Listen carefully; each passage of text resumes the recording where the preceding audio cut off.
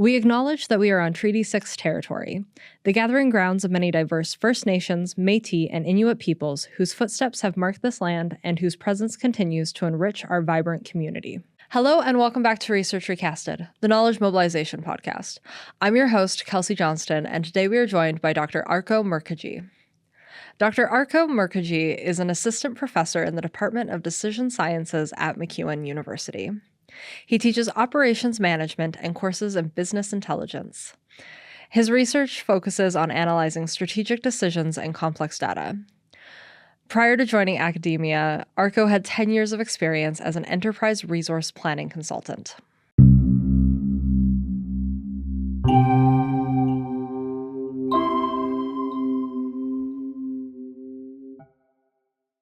Hello, Arko. Thank you so much for joining us today. Thanks. Thank you for having me. Yeah. So I'm hoping we can start off by just getting you to explain a little bit about the research that you do here at MacEwan. Mm-hmm. Okay. Yeah. So I'm an assistant professor in the Department of Decision Sciences here at MacEwan. And my research focuses mainly on sustainability and business in general, and also risks in supply chain. So I have basically two different research areas. And specifically, when I talk about sustainability, I look more into greenwashing, a phenomenon which is kind of misleading consumers with false labeling of products or maybe misleading advertising and so on. So it's essentially saying that my product is more eco-friendly than it actually is. Mm-hmm. So that is something that I find very interesting. And also the other part of my research focuses on risks in supply chain, and more specifically, I focus on product recalls. So when we have defective products which are put in the market, for example, you always see this in case of consumer products or automobiles. Mm-hmm. So they are recalled from the market, and it's a complex process, and there are many things that firms need to care about because it's about the reputation. So that's another part of my research. And as for my research methods, I mainly use mathematical modeling, game theory, and some empirical research. So that's more or less my research in a summary. Oh, no, that's really cool. We will get a little bit more into that. But just to start off, why did you get into this this research of sustainability? And you mentioned greenwashing, as well as like the risks and product recall. Like what inspired you to start researching all this? Mm-hmm. Well, there are multiple factors. So I worked for quite a long time in the industry before I joined academia. And I used to work into application security of enterprise resource planning software, so more specifically SAP. And there I was involved in managing risks and security of users. And that's when my interest in risk and security really came in. So when I joined academia, I wished to pursue my research in a similar kind of area, although I deviated a bit into more the business side of risks. But mainly that was the starting point, my industrial experience. And then when I joined academia, it was a mixed effect of my co-authors, my supervisor, and my personal interest. So I was interested always in sustainability, and I was looking into different news and articles which talked about corporate misconduct and then risks associated with all of this. So that's where precisely I started my research on sustainability when I was doing my PhD back in Concordia University in Montreal. So that's how it all started. And then as time progressed, I became involved with my co-authors who had similar kind of interest. And we are kind of marching on in this research path. Nice. So let's go into that a little bit, because you've done two big projects, and that's greenwashing risks in environmental quality, competition detection and deterrence, as well as the impact of market competition on firm CSR communications. Mm-hmm. Could you just tell us a little bit? Let's start with the first one, this greenwashing risks in environmental quality competition. Can you tell us a little bit about that project and what it entailed? Yeah. Okay, so just to give you a background, like what greenwashing is about in the context of this paper. So when different firms sell their products, so sometimes in order to gain competitive advantage, what they do is they market their products as eco-friendly, or rather more eco-friendly than they really are. So we do have a niche set of customers who are interested in this kind of products. And it's not nice to say that my products have a certain sort of, let's say, environmental friendliness when it doesn't have. So this is precisely greenwashing. You are kind of misleading your consumers by saying that your products are super friendly to the environment when they are really not.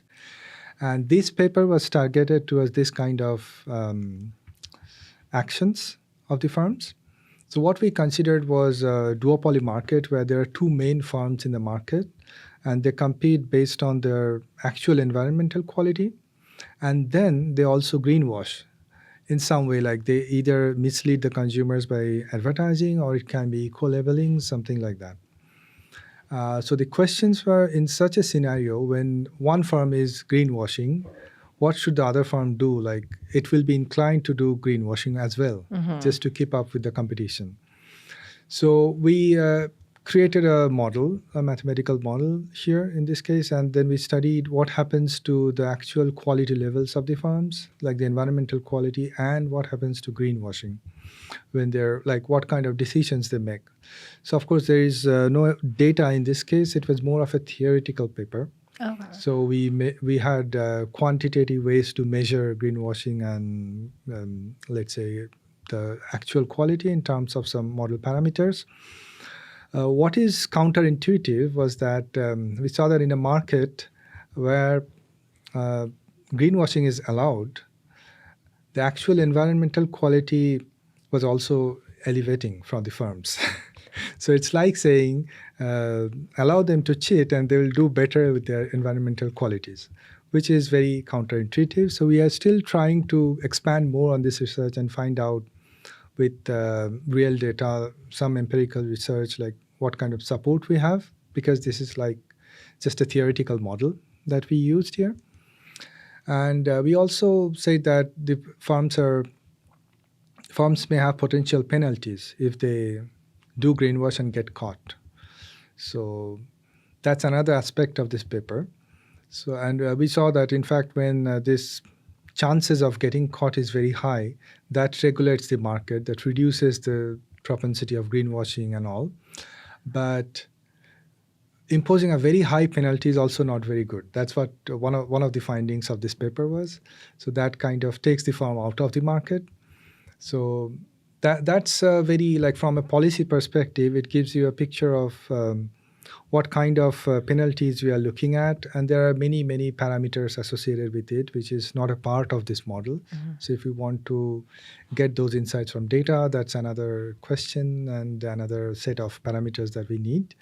But yeah, on a broader sense, from a policy perspective, it gives us some good insights about how to regulate the greenwashing market.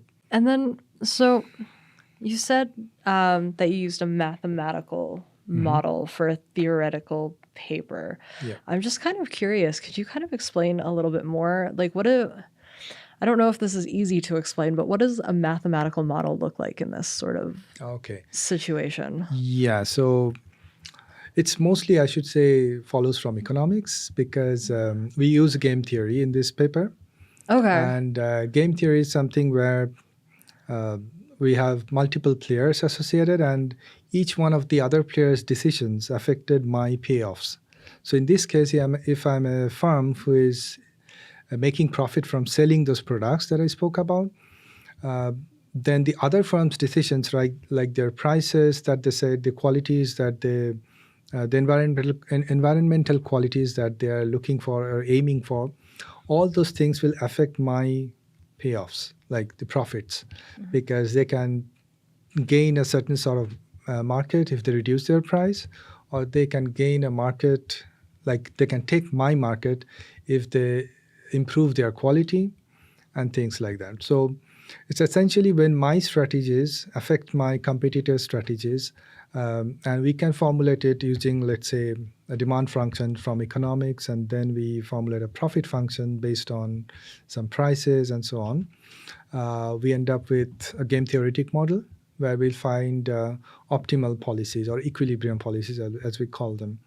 Okay. All right. No, that makes a lot of sense. Thank you for kind of explaining that a little bit deeper. Now, the other big project that you have is the impact of market competition on firm CSR communications. And you kind of earlier you said that these are kind of interconnected. So I'm just wondering, now that we kind of know about the greenwashing risks, could you kind of explain to us the impact of market competition on firm CSR communications? And maybe start with what exactly is CSR and that? Yeah, sure. So CSR is basically corporate social responsibility. Okay, yeah. So what we did in this paper, we were looking into Fortune 1000 manufacturing firms. And then we collected their CSR reports. So not every, but most of these firms would publish their CSR reports at the end of the year. And it's a rich source of information because by looking into the sentiments of those reports, we can figure out how they're talking about their performance, CSR performance. So we collected these reports for about, let's say, last 10 years, from 2010 to 2020, I think, just before COVID. And then we did a text analysis on this CSR report. So we wanted to find out the tone of the reports, in what kind of tone these reports were talking about their CSR performance. Is it like in a positive tone or negative tone? So it's a part of what we called sentiment analysis. So that we did for these reports. And then we merged this with competition data. So there's a database from which we can get a quantitative measure of competition. And the intention was to also include greenwashing here, but that would have been a bit too much for one paper, so we kept that for the next work.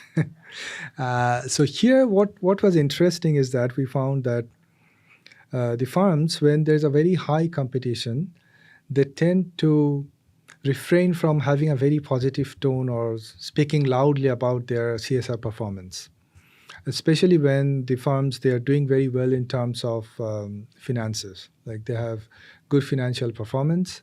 They are kind of talking low about their CSR performance. So, which is, again, very interesting. And we attributed this to what we call the impression management theory, which is one of the salient theories in management. So they basically, their performance is already good. They don't want, so sometimes what happens is when you talk too much about CSR, there is some sort of backlash from the investors. So many investors, they don't want you to invest too much in CSR or these green initiatives. So what we believe is this is what is happening in this case. Since the firms are already doing well in terms of their performance, financial performance, they are kind of holding back on what they want to tell about their CSR like image, let's say. Yeah. So that was the main finding from this paper. Interesting. And so you had said like you wanted to include it, so the goal would be to like how they would like use this greenwashing in their CSR reports and how they talked about it. Right. Yeah, we already have the data for that, but it's just that we did not include that in this paper. We thought we were trying to, but then we saw that just with competition and what we have seen, the tone, we already have something very interesting. So let's not spoil it with greenwashing. Keep that for another work. Yeah. Okay. No, I mean, that makes total sense. Like, you can only put so much in one paper. So was the greenwashing risk that we talked about earlier, was that paper, or is there plans to put greenwashing in a different paper, or are you just kind of leaving it as the CSR? Yeah, so the plan is like we want to verify what we said in the greenwashing paper with the data. Okay, yeah. And see that if they match. And also we can have like a paper in another direction as well, including CSR and financial performances. Yeah. Okay, interesting.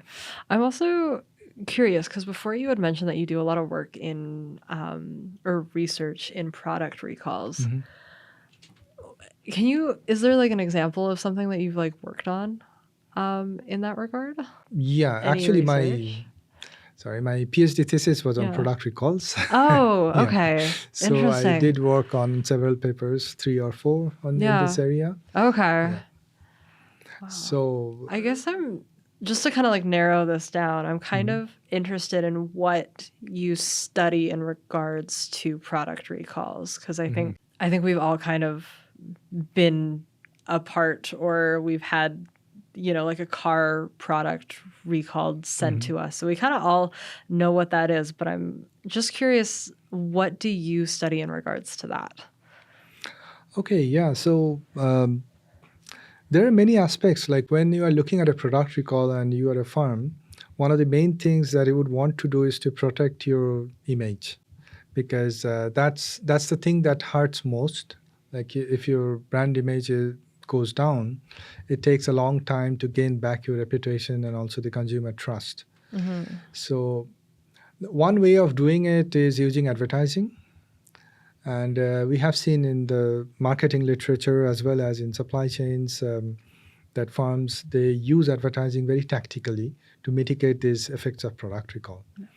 And my thesis was precisely on this, how to manage, let's say, advertising. And that was one of the first papers of my thesis. And what we found was how the firms will use advertising, like whether so there are 2 possibilities. Right before the recall, when they sense that the recall is coming, they sometimes decrease the advertising, sometimes they increase the advertising. So there are 2 different strategies. And same thing for when the recall is already done and you are recovering from that damage. Sometimes most of the times they will increase the advertising of their product. So I don't know if you remember, like a few years back, there was a recall of Samsung cell phones. It was Yes. catching fire and Yeah. banned on airplanes and all. So if you watch the ads after that recall, you will see Samsung was telling you how they are incorporating quality within their products. So that was a part of the advertisement. It was a long advertisement. Yeah, so that's how they try to regain trust. So what we found was most of the times the firms, they have, like when they plan for this advertising and pricing and all in context of product recall, they would consider that things can go wrong. So they anticipate that there can be a recall or there can be defective products in the market, and it can have a certain impact. So how they estimate that, the probability of recall or the impact, that's another question. Different firms will do it differently. But assuming that they will do this, what we found is whether they will increase ad after the recall, that will depend totally on this impact of the recall and also the likelihood or the probability of the recall. So these were the main findings of that paper. And then I extended this to another very interesting phenomena, which was spillover effect. So if, let's say, as Toyota, I'm recalling my cars, then it is typically seen that firms from the same country of origin, like Honda or Nissan, they suffer from a negative sentiment of consumers. Consumers believe that, okay, so maybe Toyota is recalling, so Honda's products might be bad. So that is another paper. So we talk about the spillover effect, the negative spillover effect, and we see how firms adjust, again, advertising and prices before and after the recall. That's really interesting because I wouldn't exactly equate like product recalls to research, but when you explain it, I'm like, oh yeah, there's actually quite a lot there, especially with like the risk management strategies on how to handle it, as well as maintaining image as well. So thank you so much for doing that. So all this work, your PhD, the stuff you're doing here, greenwashing, sustainability, product recalls, business, and kind of a more general term. Why is this work meaningful to you? Like, what's your biggest motivator in pursuing this?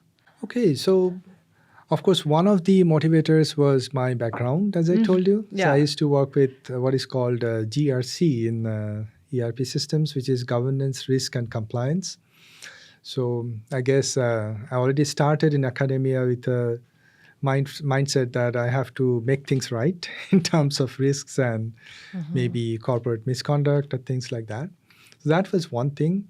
And the other thing, it's this issue of greenwashing and sustainability. These are related with climate change and very timely and relevant topics for research, because greenwashing especially is it's not very well understood, because there can be many facets of greenwashing. It can be simply a misleading ad which says we are doing better, or it can be eco-leveling, or it can be a more complex topic, like let's say you are really doing good in one of these, let's say, environmental friendly domains, but then you are doing badly in other sectors, which is hampering the environment. So, for example, a fashion industry, they're especially apparel, like they're known to be very notorious in this area, because they will tell you these are eco-friendly products, but the carbon footprint is very high for producing. So I read somewhere that when they are producing like one pair of jeans, it costs on almost like 20 buckets of water. Oh, So wow. it's kind of greenwashing when you tell that my products are eco-friendly.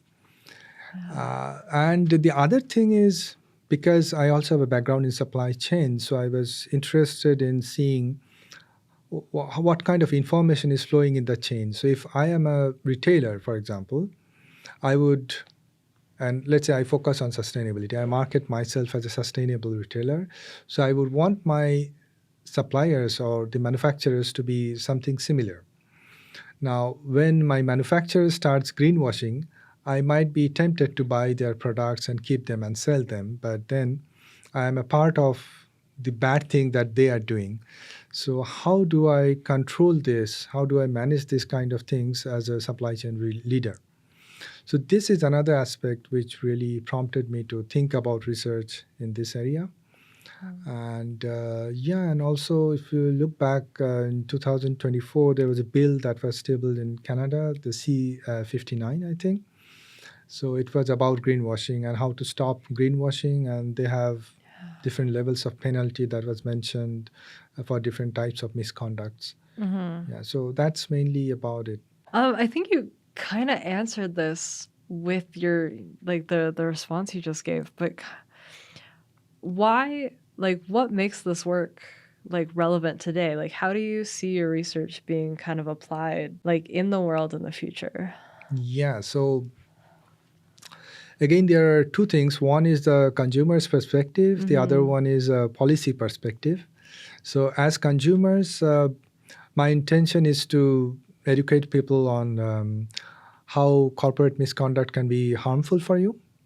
It's not always misconduct. So let's say mistakes sometimes, as in the case of product recalls. So you should be vigilant about products that you buy. It's not always possible as consumers to trace back the source of a product, but yeah, maybe look at reviews. And then if you are looking to buy green products, then look into what the firms are invested in, how they're interested about, what their interest is about their green investments, what kind of suppliers they have. I know it's a lot of tasks, and if I am going to buy something, I will not probably always do that. But if you are a consumer, a responsible consumer of a very niche market like a green product, then there is a responsibility that comes with it. And it's precisely about checking the product that you're using. Otherwise, you end up paying for a brown product, but you pay the price of a green one. So you're being greenwashed. And so that's mainly it. And the other thing is about fairness. So from a policy perspective, like whether you're a government or regulator, you sometimes sometimes don't know what to do exactly in a specific situation. So if you have very specific models and then they tell you, given this level of investments, this is what you do, then that's helpful for the government also. So or the regulator, whoever it is. So that's mainly the motivation and the thinking behind this research. I'm just to kind of wrap this up, on the consumer side, are there, if people are looking to invest in like greener products, are there specific things that they should be looking out for when doing their research into companies or the products that they're looking to buy? Yeah, so one of the widely used areas is eco-labeling. So you can say, I don't know if you looked at, if you know about this. Some time back, there was a news that even Walmart was selling a product saying it's made of bamboo and it's eco-friendly, but it was not really. There was plastic involved in that. So yeah, those are the kind of things. Sometimes it's almost impossible to detect. Yeah. And that's one of the areas of my research where it's almost impossible to detect a green product. So the responsibility at that point of time is more of the regulator than the consumers.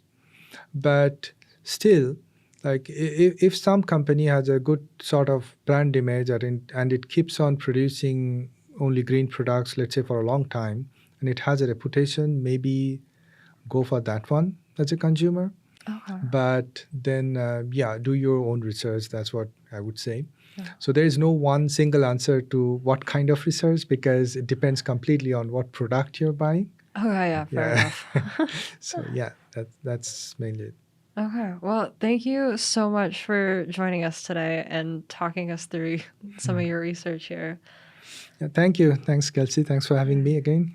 Thank you. Well, that's all we have for today's episode of Research Recasted. If you want to support this podcast, you can visit Research Recasted on your favorite podcast platform to find new episodes every 2 weeks. Also, don't forget to check us out on Instagram at Research Recasted, where you can give us a like, leave us a follow, or send us any follow-up questions you have from today's episode. This has been Research Recasted, the Knowledge Mobilization Podcast, brought to you by the Office of Research Services and the Faculty of Fine Arts and Communications at MacEwan University.